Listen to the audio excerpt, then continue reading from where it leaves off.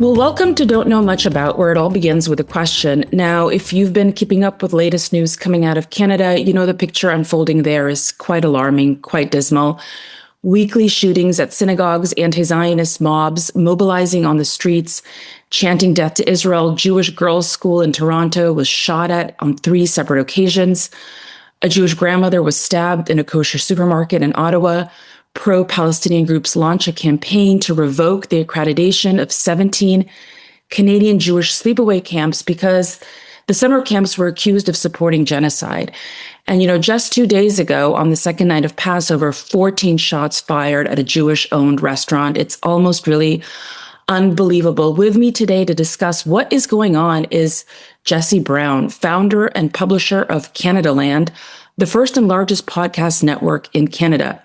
He's the winner of the Hillman Prize for Investigative Reporting and the National Magazine Award for Humor.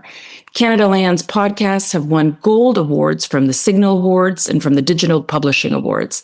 Now, as a journalist, Jesse focuses on the Canadian media, providing reporting and analysis of what the news media gets wrong and what it does right. And after October 7th, he began documenting news coverage of both anti-Semitism and anti-Zionism in Canada.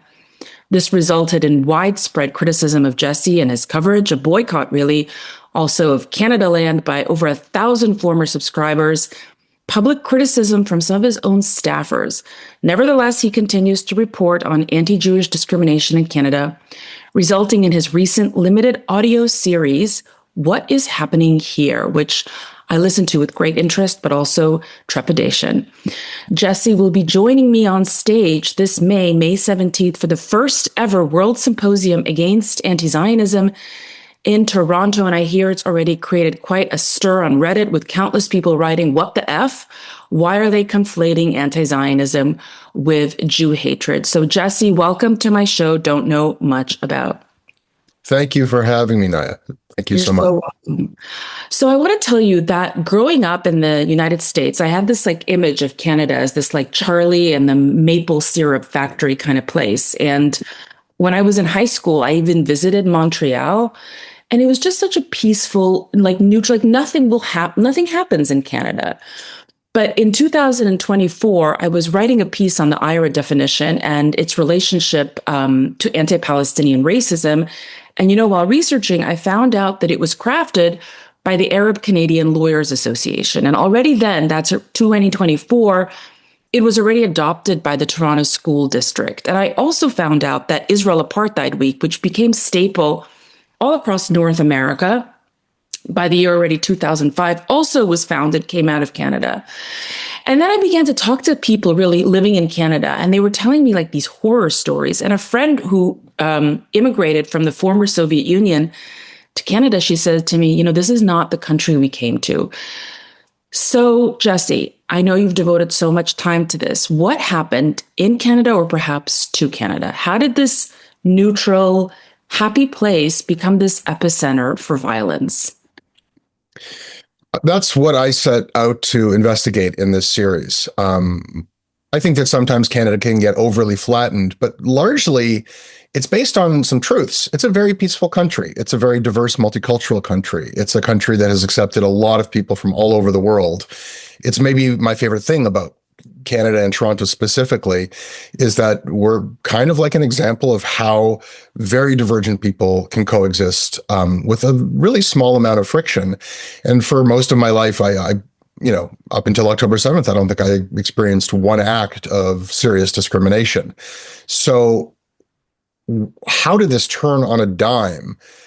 What is it about Canada that where you think that we would be inured to this, we actually accelerated into a spike of demonstrable, measurable anti-Jewish sentiment that, as you described, and that's really just the tip of the iceberg, has transformed Jewish life here. That's what I set to look into. And there's a lot of theories, there's a lot of conclusions.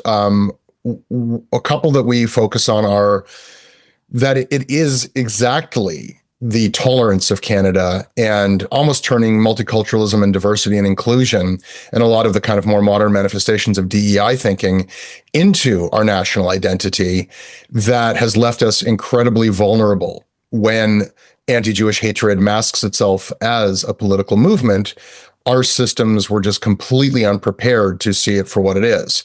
You combine that with, during the Justin Trudeau years, an acceleration of the open door policy, one that in theory, as the great-grandchild of war immigrants and pogrom refugees, I fully support. We should take people in who need refuge, but we tripled our Muslim population in Canada in a very short period of time, and we also stopped really naturalizing people. So we took in tens of thousands of people from one example is Syria, where people are taught that there is no distinction between the Zionist enemy and Jews. It's just one and the same. And there is, a documented education system that teaches hatred.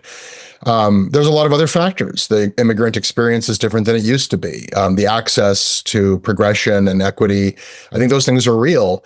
So all of the kind of conditions were laid out for something that I think nobody really saw coming. There's also the academic side of this, that our academy, our universities embraced post-colonial theory, and we saw a flourishing of Middle East studies departments that are funded by foreign, Muslim Brotherhood-connected entities in Qatar.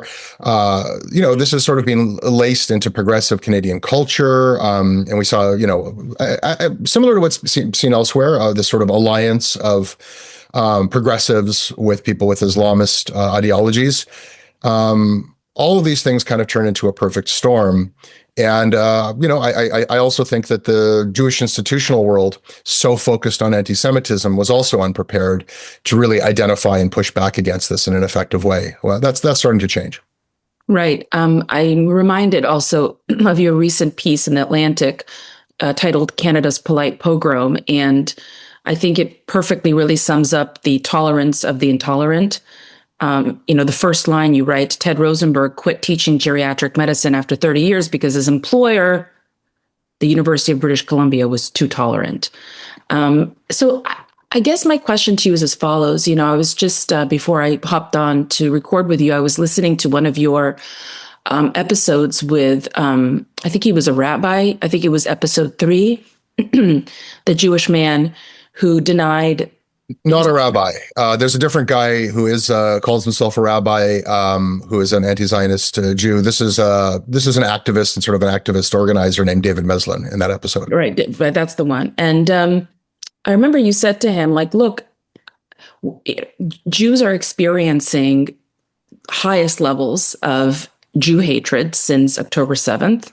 My question is, why are people we are taught here in the United States that if somebody is experiencing racism, we believe them. There's believe them hashtag when there was the Me Too movement with women.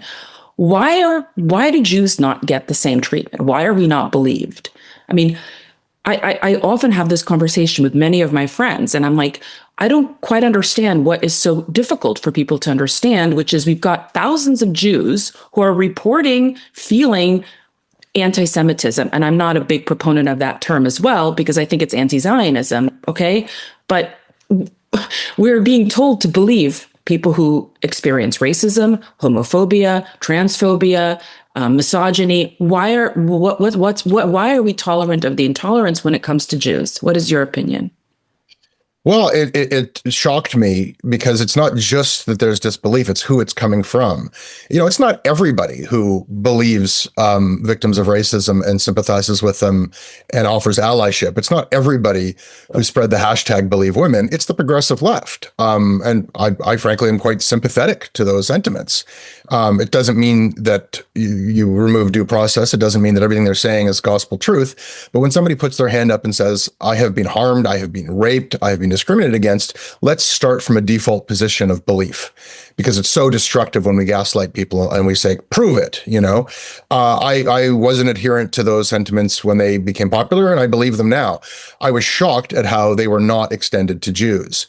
And it took me a while to really understand what was going on, because the double standard was so appalling. And the fact that it was coming from people who were so highly attuned, so highly sensitive to every microaggression, to, sometimes overextending and overbelieving. But even in the face of evidence, there would be this defiance and disbelief. And, it really is a frustrating exercise where I find myself kind of almost sputtering to make the case, where you would see something happening that was just such overt anti-Jewish discrimination or even violence. And, it would start with, well, how, like, is that real, or is that the camera angle, misleading us, or, was that actually taken there, and then it would move into, okay, so yes, it did happen, but maybe it was a Jew who did it. Maybe this is a false flag.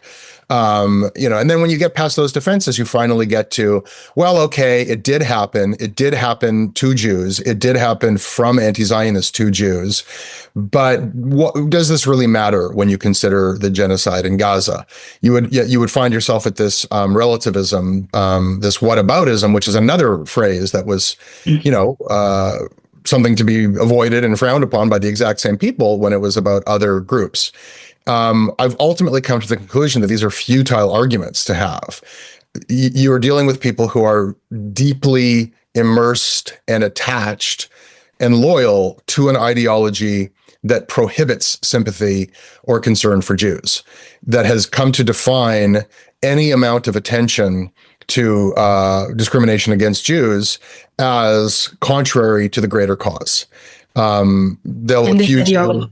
This ideology, the anti-Zionism. The anti-Zionist ideology is that, holds that this is, it might be a lie, it might be a paid for lie, it might be an organized lie. I'm accused on a daily basis of being a Mossad agent. Like, there's almost like and people really and truly do believe this, because they are so immersed in a hate fixation on Israel, that it does seem ridiculous to them when you say, hey, the window of my Jewish business was just broken by a brick or was shot at 14 times. Like, well, that person just saw, 30 days in a row of the corpses of children. So, some of that information might be, actually taken from Gaza. Some of that information, there is propaganda and lies that happens there, regardless, and not to, not to diminish, the horrors of war. What does that have to do with a sudden and daily assault on a small, vulnerable minority in North America? You can find yourself struggling to make that case. Like, I have nothing to do with the pictures that you've been immersed in from Israel. I do have something to do with the public school in my neighborhood, the businesses in my neighborhood, the synagogues that me and my family go to. These are seen as completely invalid things to be talking about, because you're speaking to people who are adherents of a totalizing ideology. Okay, well, I want to dig a little bit into that. A few things that you said. You said, what does this have to do with this small minority of Jews in North America? I think that they don't see Jews as a minority. I think that this is I definitely think anti-Zionism is a very deadly, lethal. I call it the third era of Jew hatred. But I also think that because of DI and because of progressivism, that framework primes individuals to view minorities in only one way. And it affects even Jews. So I was talking to even a colleague of mine who's Jewish, and I said to her, I'm going to be giving a talk at a medical school because I do a lot of training. I'm going to be giving a talk on anti-Semitism and anti-Zionism at a medical school. And she said, why? I said, well, there's a lot of trainings, DI trainings, about how certain hate affects minorities. And she said, but Jews are not a minority. They're white and they're very affluent. They're successful. And I think that is also a very unhealthy way of looking at the world and looking at human beings, that we only empathize with a human being if they are quote unquote oppressed. Which brings me to the question of, this is something I believe, maybe you can push back, which is that I don't think Jews are oppressed. I think they're hated. And that's why it's very difficult for those in the progressive space to understand, because it is true that Jews are successful, right? You have a successful media company, one of the most successful ones in Canada, right? Jews are very educated. It is true. In terms of power, Israel definitely has more power. So I think it's very hard for them to empathize, but I think that That's a unhealthy way to empathize with human beings. I can only empathize if you belong to an oppressed group. I think that there's a lot of truth to that. I am not soliciting anyone's empathy, and I don't think that Jews should be out there, hat in hand, asking that people feel for us. I want to kind of take on the points you made in turn. To the initial proposition, I was quite sympathetic to it for some time, where I felt that it was true that though there's always going to be anti-Semitism, and not every Jew is successful, and there are Jews who are oppressed, even in North America, Jews constituted a wonderful success story of how oppression could be overcome. And when I look back on my family, I had a family member who fled the Holocaust, came to Canada, and was locked up here. They had internment camps in Canada because they couldn't tell Nazis apart from Jews. There were quotas for Jews in law schools and universities. There were deeds that you could not sell your land to a Jew in Canada. This was not very long ago. Jews overcame all of that, and by and large are affluent and are achieved belonging and acceptance. And my sense of justice and education was that it's now our role to be a voice for other people who are climbing that same ladder. And so when the rhetoric, or the thinking was, it's not our turn to benefit from various programs. I thought that's right. That's right. It is accurate that there are people who are systemically oppressed, and they should have the benefit of these various efforts and programs. I still generally feel that way. What I didn't realize was happening in the background was that my conception of Jews as, yes, a minority, but a no longer oppressed minority, had been replaced with what you just described. A sense that not only had Jews kind of like lost their minority status, not only had Jews become white, like, let me tell you, my grandfather was not a white man. Whatever the color of his skin, he spoke in a thick Yiddish accent, and he was a fruit peddler, and he hung out in like an immigrant, what was considered a warren of Winnipeg. And he was garlicky. He was not a mainstream WASP Canadian by any means. So whiteness is a very fluid concept as well. I'm a white man. I benefit in, unless I had only having put my hand up and said, I am a Jew, have I felt anything other than white privilege. So all of these concepts make a lot of sense until you realize that we had slowly been moved out of one category, and not just into whiteness, but almost as like an apex predator of whiteness, that this ideology had been festering in all sorts of quarters, that we were, slave masters, and that we were uncommonly involved in the slave trade, and that, whether it was that we were, these sort of arch capitalists, that we were, all of it, and I learned it in the investigation of this series, can really be traced back to the foundation of anti-Zionist propaganda and the anti-Zionist hate movement, which had its seeds in Nazi Germany, but really flourished in the Soviet Union. And this was really being disseminated throughout the world. And as these ideas of post-colonial studies became more and more popular, Jews were increasingly being associated with the oppressor. And so, that gets us to where we are now, where I think that, yes, there has kind of been solidified a notion of who is really valid of human concern. Empathy, maybe we're talking, 6 of one, half a dozen of the other, but it's, I find that the danger and the path ahead is not like that we need to regain the world's sympathy or empathy, which I think Jews, in many ways throughout the decades, through, the stories that we told people and telling victim narratives of the Holocaust, has backfired tremendously, though a lot of that was just about telling our stories. People look at the position that Jews have in society, and it doesn't match with the movies of Jews in, striped pajamas in Auschwitz, and they've concluded that they're being tricked. What we need to teach people is that the Jews of Germany were affluent, The Jews of Germany were part of the establishment. The Jews of Germany were in a very similar position to Jews in America and Canada. They were not in little, again, I don't want to speak holistically, but they had reached an uncommon level of assimilation. And it's for that they were hated. It's as they were seen as an invasive species that needed to be exterminated. We need to remind people of our actual history of what hatred actually is. We were not necessarily the underclass in the societies that turned against us during the Holocaust. Right.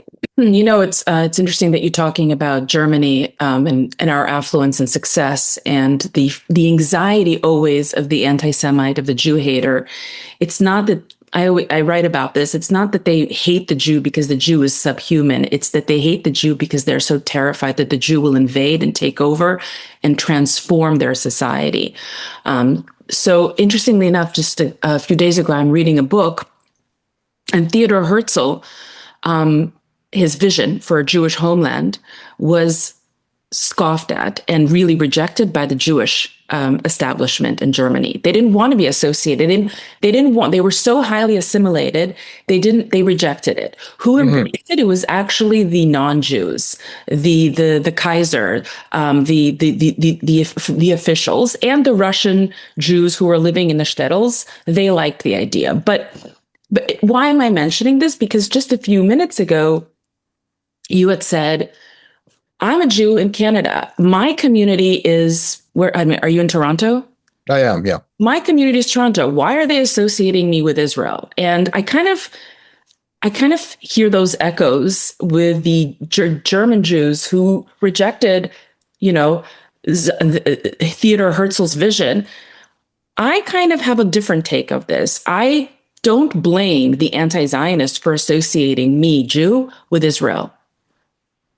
Because I do think that we are, three eras of Jew hatred: hating the Jew for their religion, for their race, and today it's it's hating Jews on their national origin.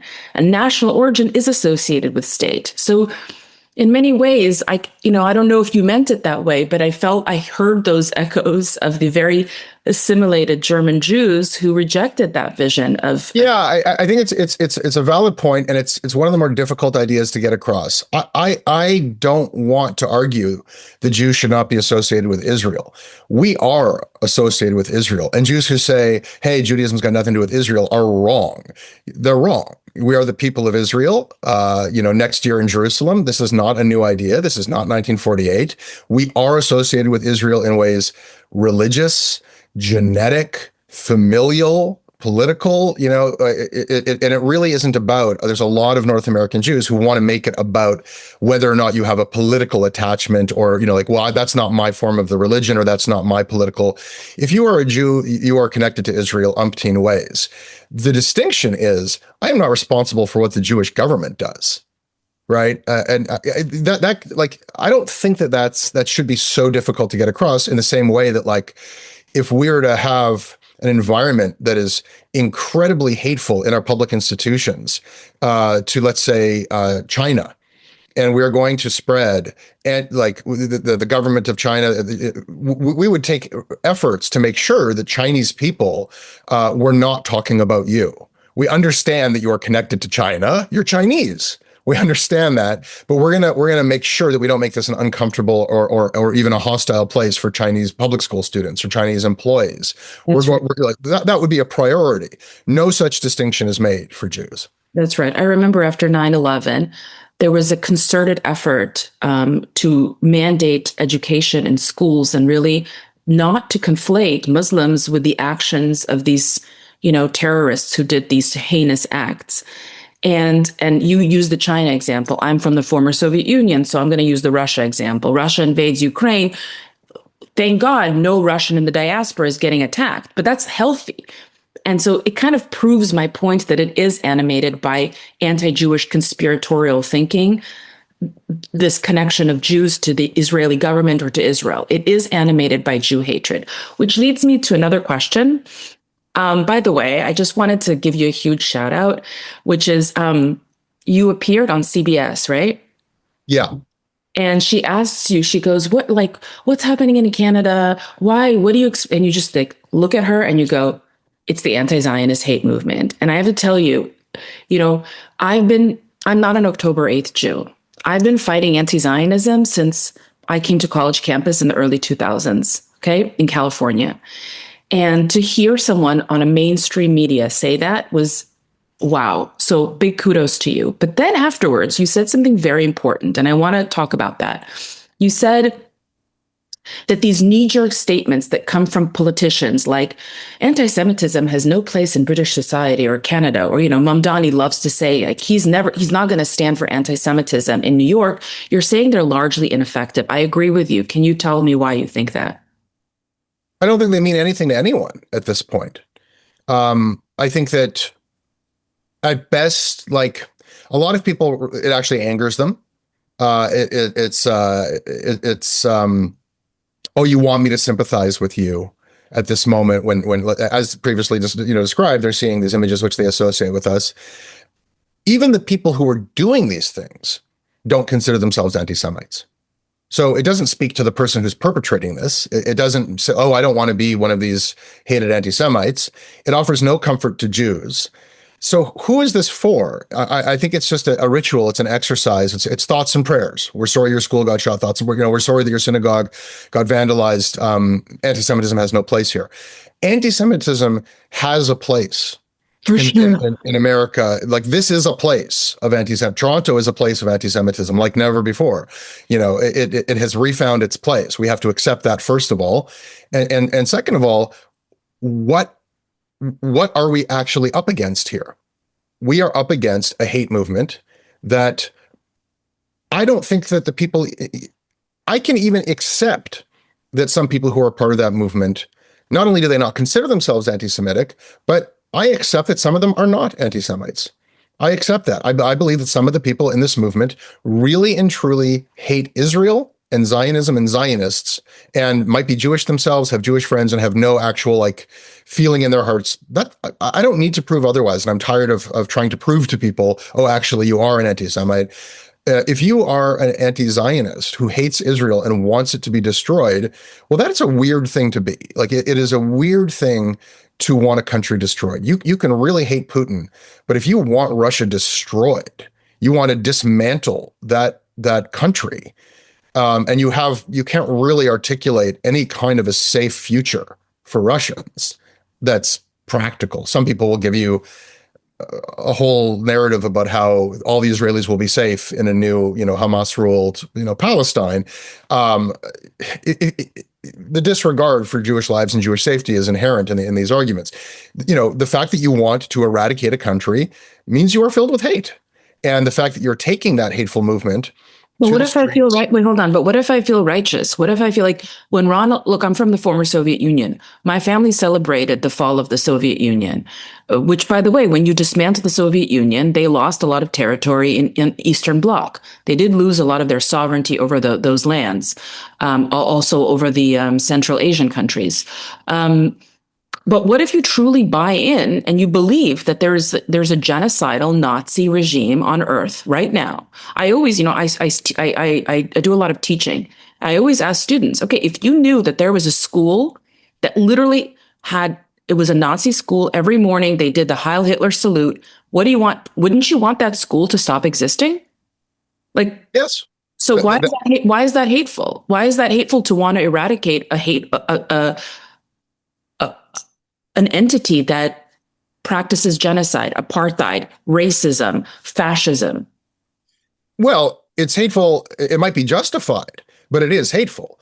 They'll say it's hateful. They'll say we hate Zionism. We're not against the Jews. It's justified hate. I hate the Nazis too. And they're perfectly free to think that.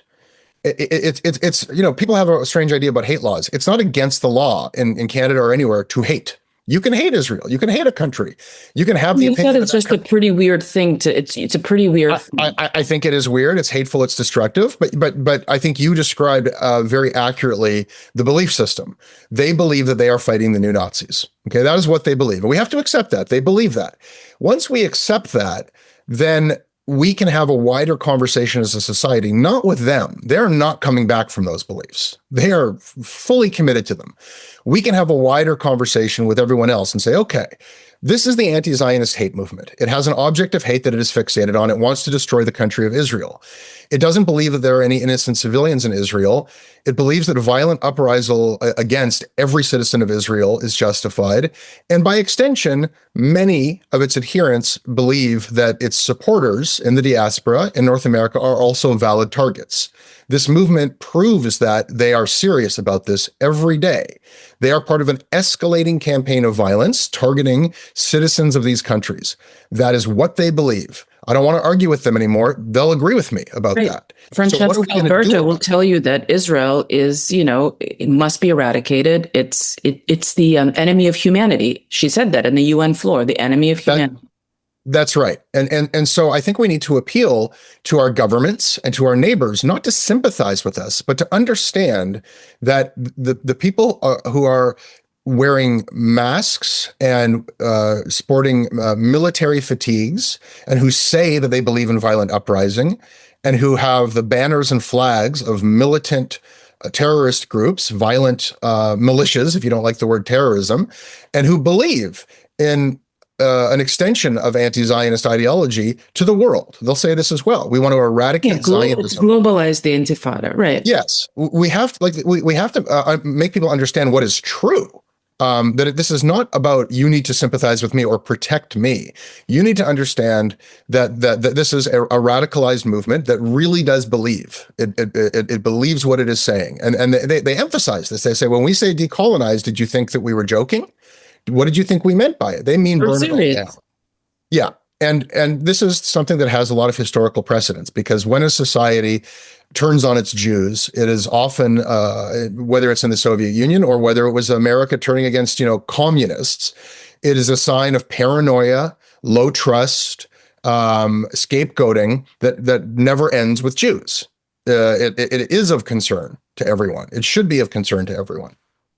So you're saying, and I completely, by the way, agree with you. There's no talking to them. They're bought in. But you're saying we have to somehow talk to the leaders, the politicians, to make them understand that there's something very wrong about wanting to eradicate an entire country, and to see people living in your country, Canada, in your country, England, in your country, America, as targets.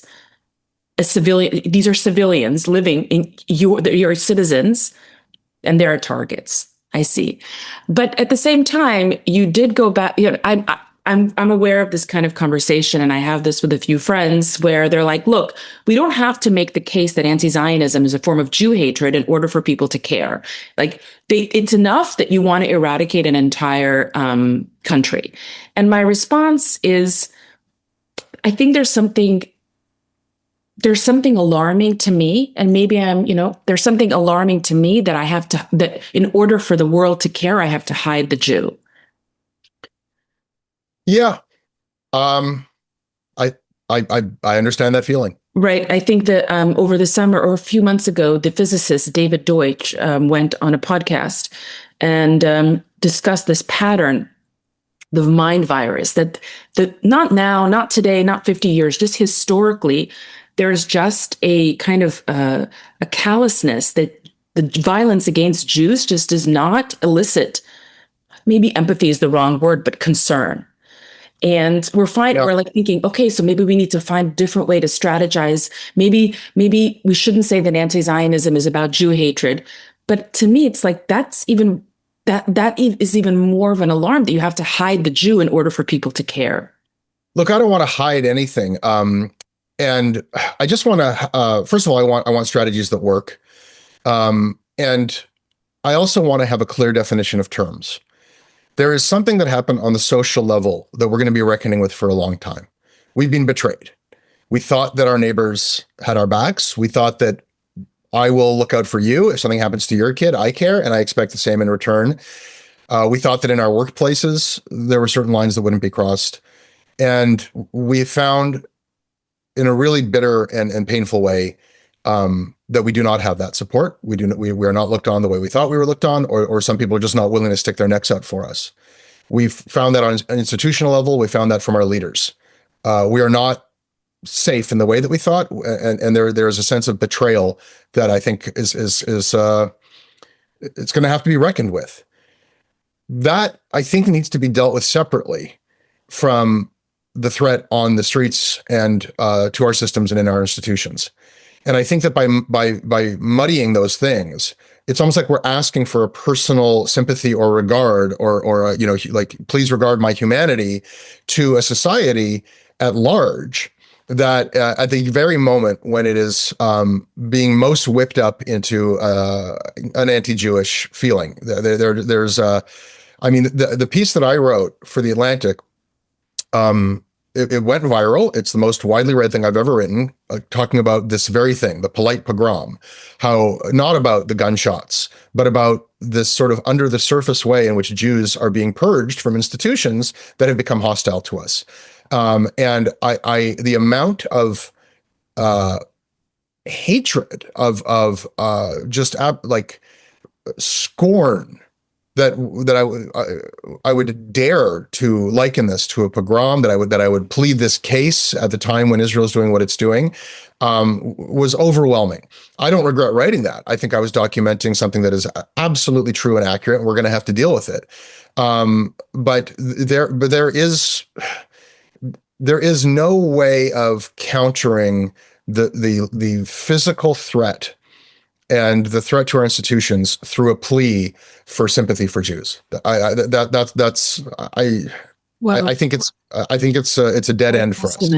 What a testament. We have to show people that it's their own society that they have to fight for. It's their own humanity that they have to fight for, because we're really feeling our numbers. There's not a lot of us. And for all of the lies about Jewish control and Jewish power and Jewish media control, wow, has the narrative gotten away from any place of sympathy or even regard for Jewish safety or Jewish lives.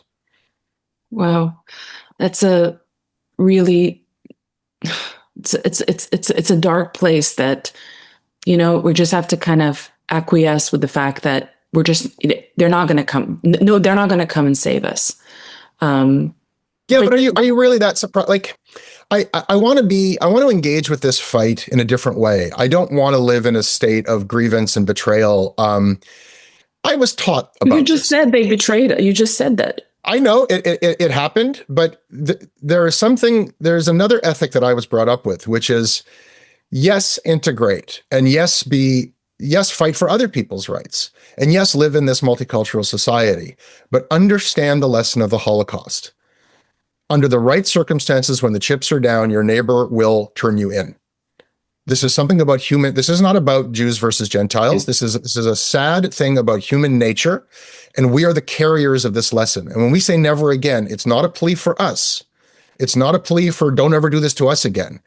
It's that we carry a moral lesson that maybe other people should be carrying, but somehow it's fallen to us, that you could be a Nazi. You could be swayed into this. You are a decent, good person who could be led down a road to atrocities. And it's our job to stop people from that, to remind them of their capacity for that and our own capacity for that. And so I don't think we should carry that responsibility with a bitter sense of betrayal. I think that it's one of the things we're chosen for, and there's an honor to it. So now, this is awful. It's not anything that I experienced before, but it's also not an uncommon experience for a Jew to be a Jew, to live under these circumstances, and to have to have this fight. So let's try to take it on and as a Jewish responsibility and a Jewish duty, and maybe even as a Jewish honor. Amazing. I completely agree with you. I'm so excited that you will be joining as a speaker at the first ever World Symposium Against Anti-Zionism in Toronto. I really am so grateful that you've joined also on my show. Loved talking to you. Just before we go, anything coming up for you that you would like people to know about? Any new series?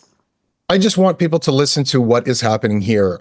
This is, I'm not an activist, or even having these kinds. I loved having this conversation with you, and I find myself stimulated, and exploring this is interesting to me. But my job is to talk to people and do journalism. And what is happening here? I sit down with the anti-Zionists. I sit down with anti-Zionist Jews. I sit down with Jews. I document what's been happening to them. It's not your usual yell fest. I think it's one of the most thorough documents of what is happening in our societies. And it is difficult to listen to at times, but I just encourage people to listen to it. And there'll be more coming soon. So what is happening here? You can search for it where you listen to podcasts.